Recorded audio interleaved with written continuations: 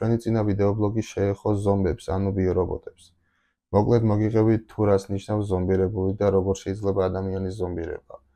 ასევე თუ სად და რა მდგომარეობაში შეიძლება მათი წარმოება. სად შეიძლება აღზარდოს ზომბირებული თაობა. წინა ვიდეოში მე ვახსენე დახურული ლაბორატორიები და უნივერსიტეტები. აი მაგალითად საქართველოში ეს ხდება უნივერსიტეტებში, კერძოდ კი არსებობს ეგეთი უნივერსიტეტი ილია ჭავჭავაძის სახელმწიფო უნივერსიტეტი. ფასადურად ის უმაღლესი საგანმანათლებლო დაწესებულებაა თბილისში, რომელიც 2006 წელს განსხვავებული და ხანგრძლივი ისტორიის მქონე 6 ინსტიტუტის გაერთიანების შედეგად დაფუძნდა. ილიას სახელმწიფო უნივერსიტეტი ერთ-ერთი წამყვანი კვლევითი და საგანმანათლებლო დაწესებულებაა საქართველოში.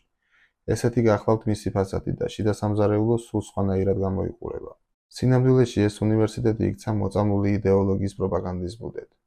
პირველი საპროტესტო აქცია 2010 წელს ილიაუნის წინააღმდეგ მართლმადიდებელთა კავშირმა გამართა, როდესაც უნივერსიტეტში მოეწყო ერეკლე დაისაძის წიგნის სახელწოდებით საიდუმლო სირობის პრეზენტაცია, რის შედეგადად აქციის მონაწილეების სააკაშვილის რეჟიმმა ამერიკის მაშინდელი ელჩის ჯონ ბასის ბრძანებით ისინი გაურკვეველი ვადით განამწესა ციხეში. ასევე გვახსოვს ის სისაძაგლეც, როდესაც შეբუცეს ღვთისმშობლის ხატი და ამას უკლებას ხელოვნების ნიმუში უწოდეს. ამ ყველაფერს ტირაჟირებას და პროპაგანდას მაშინდელი რუსთავი 2 უწევდა გაბუნიას მეთაურობით. მოწამლული იდეოლოგიის ბუდე ილიაუნის გარდა ასევე არის ეგრეთ წოდებული საგანმანათლებლო ფრანკლინის სკოლაც, სადაც ხდება ახალგაზრდების ტვინის გამორეცხვა და მათ სასარგებლო ზომბირება. ის არსებები, რომლებიც ყოველ დღე მათი ქცევით და მანერებით ძალადობენ თქვენს ნერვულ სისტემაზე, აი ამ დაწესებულებების კურსდამთავრებულები გახლავთ უმეტესობა.